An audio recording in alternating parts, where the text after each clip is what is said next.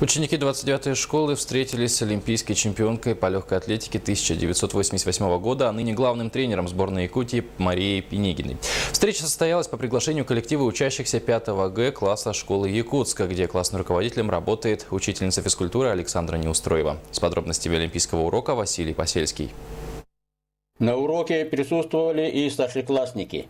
Мария Пинигина рассказала об истории Олимпийских игр, о значении 5 колец, флага, о том, как становятся чемпионами. Школьники слушали очень внимательно, удивили ответы школьников на вопросы, задаваемые олимпийской чемпионкой. Знания не только о звездах мирового спорта, но и о спортсменах Якутии. Много узнал о Олимпийских играх.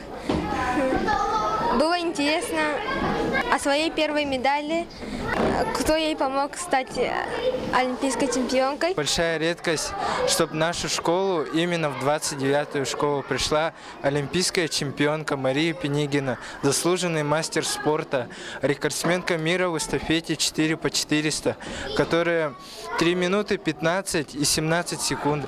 Это мировое достижение, которое даже не могут победить американки. Школьники узнали, что олимпийская чемпионка впервые свою медаль завоевала, когда училась в 5 классе. Ее способности выявились во время сдачи норматива БГТО, и таким образом будущая чемпионка вошла в увлекательный мир спорта. Здесь не только занимаются, тут любят легкую атлетику, знают ее. Уже все результаты, все дисциплины называют имена, результаты. Мне в целом было очень приятно. Олимпийский урок прошел очень активно. Школьники познали много полезного от общения с прославленной бегуньей. Василий Посельский, НВК «Саха», Якутск.